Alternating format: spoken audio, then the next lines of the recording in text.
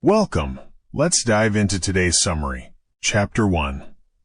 The Silent Struggle.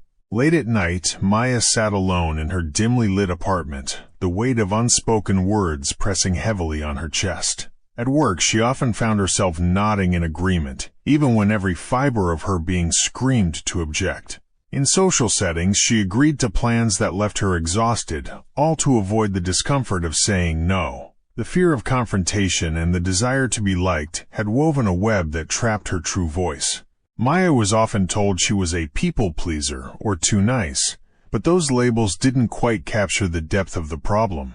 It wasn't about wanting to help people or be kind. It was about her deep, often unconscious need to avoid conflict at all costs. She would say yes, even when it drained her, even when it went against her values. The fear of disappointing others and facing their judgment became overwhelming. One evening, while scrolling through her social media feed, Maya stumbled upon a discussion about Dr. Sunita's book, Defy, The Power of No in a World That Demands Yes. Intrigued by the title, she ordered a copy, hoping to find a way to break free from her cycle of compliance. The book promised something Maya had longed for, a way to reclaim her voice in her life. Little did she know, it would spark a transformative journey. Chapter 2. Unveiling the Forces of Compliance. As Maya delved into the first chapters, she was introduced to the subtle yet pervasive forces that compel individuals to conform. Dr. Saw dissected societal norms, the pressures of authority, and the innate human desire to belong. Maya found herself reflecting on her own life, recognizing that so much of her compliance wasn't out of genuine agreement, but out of an instinct to fit in and avoid tension. Dr. Saw explained how society often reinforces a culture of overcommitment and people-pleasing, often elevating those who say yes to everything, while overlooking the damage it does to personal well-being. Maya's workplace was a perfect example of this. Team members often piled on extra work, and anyone who objected risked being labeled as uncooperative. But this wasn't just about work. Maya saw these dynamics in her friendships and family as well. There was always an underlying tension when she felt forced to agree to something, and this tension had taken a toll on her. The realization was both startling and liberating. Understanding that her behavior wasn't just a personal flaw, but a response to external pressures, gave her new insight. She wasn't alone in her struggle, and more importantly, there was a way to change. Maya felt a flicker of hope. There was power in saying no, and it was a power she could reclaim. Chapter 3. The Anatomy of Defiance. Eager to transform her newfound awareness into action, Maya immersed herself in the chapters outlining the anatomy of defiance. Dr. Saw introduced the concept of the true number, a deliberate and conscious refusal that aligns with one's values and authentic self. This wasn't about rebellion for the sake of it, but about making choices that resonated with one's true intentions. It was about honesty with oneself and with others. Maya learned about the 5 stages of defiance: recognition, evaluation, preparation, execution, and reflection. These stages provided a structured approach to navigating situations where saying no was necessary but challenging. The idea that defiance could be strategic rather than impulsive was eye-opening. Maya had always assumed that saying no meant being confrontational or rude, but Dr. Saw showed her that it could be a thoughtful, even graceful act when done with intention. Maya was now equipped with a tool to help her navigate the uncomfortable but essential process of saying no. She felt a newfound sense of empowerment. This wasn't about rejecting people. It was about rejecting things that didn't serve her well-being or values. Chapter 4. Small Acts of Courage.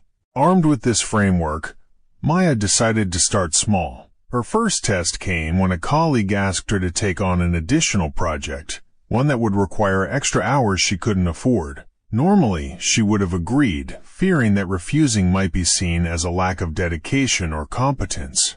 But this time, Maya paused and took a moment to reflect, recalling the steps she had just learned. Recognition. She acknowledged her immediate impulse to say yes, and the discomfort it brought. Evaluation. She considered her current workload and personal commitments. Taking on more would mean sacrificing time for self-care and family. Preparation. Maya rehearsed a polite yet firm response, emphasizing her commitment to the quality of her work and the importance of balancing responsibilities. Execution. With a deep breath, Maya expressed her inability to take on the project, offering alternative suggestions. Reflection. Afterward, she reflected on the experience. She felt a sense of relief and empowerment, realizing that she had stayed true to herself. To her surprise, her colleague was understanding and appreciated her honesty. Maya had feared that saying no would damage her professional reputation, but the opposite happened. Her integrity was respected, and she learned that setting boundaries did not mean sacrificing relationships. It actually strengthened them. Chapter 5. The Defiance Compass. As Maya continued her journey, Dr. Sa introduced a powerful tool, the Defiance Compass. This tool was designed to guide individuals in aligning their decisions with their core values. The compass encouraged introspection, prompting questions like, "What are my non-negotiable values? Is this request infringing upon those values? What are the potential consequences of my defiance, and am I prepared to face them?" With this tool, Maya began to reassess her commitments in both her professional and personal life. One of the hardest moments came when her family asked her to host a large gathering. Maya loved her family dearly, but the idea of hosting a big event, especially during a busy period at work, felt overwhelming. In the past, she would have reluctantly agreed, but with the Defiance Compass in hand, Maya assessed the situation.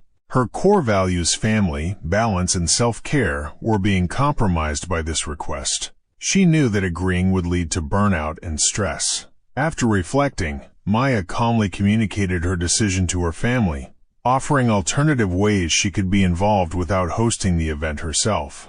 To her relief, her family respected her decision, and alternative arrangements were made. Maya realized that saying no didn't equate to rejection. It was simply a way of honoring her own boundaries and taking care of herself. This was a powerful realization, and it gave her the courage to continue practicing her defiance. Chapter 6. The Ripple Effect of Defiance. As Maya's confidence in setting boundaries grew, she began to notice something remarkable. Her acts of defiance were creating ripples beyond her personal sphere. At work, her assertiveness inspired her colleagues to speak up for themselves as well. In her social circles, friends admired her honesty and began reevaluating their own tendencies to overcommit. Dr. Sa emphasized that defiance, when practiced in alignment with one's authentic self, can serve as a catalyst for broader change. It encourages others to reflect on their own behavior and consider whether they, too, are living authentically. Maya began to understand the ripple effect of her actions. By standing firm in her own values, she was helping others do the same. Maya's journey was not just personal, it was part of a larger movement toward honesty, respect, and self-empowerment. As her confidence grew, so did her ability to influence others to stand up for themselves as well. Chapter 7. The Power of Collective Defiance. Inspired by her own progress, Maya sought out communities that championed the principles of Defy. She joined workshops, read books, and participated in discussions with others who were also learning to assert their boundaries. These collective spaces became invaluable, providing support and accountability as Maya continued her journey. In one particular workshop, Maya participated in a role-playing exercise where participants practiced saying no in different scenarios. She felt nervous at first, but the group's supportive atmosphere gave her the confidence to practice her defiance skills in a safe space. The feedback from others was encouraging, and Maya left the workshop feeling empowered, knowing she wasn't alone in her struggle. Maya realized that collective defiance could amplify individual efforts. By coming together with like-minded people, she could not only strengthen her own resolve, but also contribute to a broader cultural shift towards authenticity and respect. Chapter 8. A New World of Possibilities. Maya had come a long way since her first encounter with Dr. Sa's book. She had faced difficult situations, had learned to navigate the discomfort of saying no, and had begun to inspire others along the way. Each act of defiance, no matter how small, brought her closer to living in alignment with her true self. Now Maya could see the world with fresh eyes. She no longer viewed no as a word that brought shame or discomfort. Instead, it was a tool for empowerment. It was a way of saying yes to herself, her values, and her well-being. As Maya continued her journey, she knew that there would still be challenges ahead, moments when saying no would be difficult, times when she would question her choices. But now she had the tools, the mindset, and the support to navigate those challenges with confidence. The world demanded yes, but Maya had discovered the incredible power of defiance, the power of saying no. That's it for today's 10 Minutes Goldmine. Thanks for your valuable time. If you enjoyed this, feel free to like and subscribe. It helps us grow and share more insights with you. And if there's a book you'd love to hear, drop its name in the comments. See you in the next one.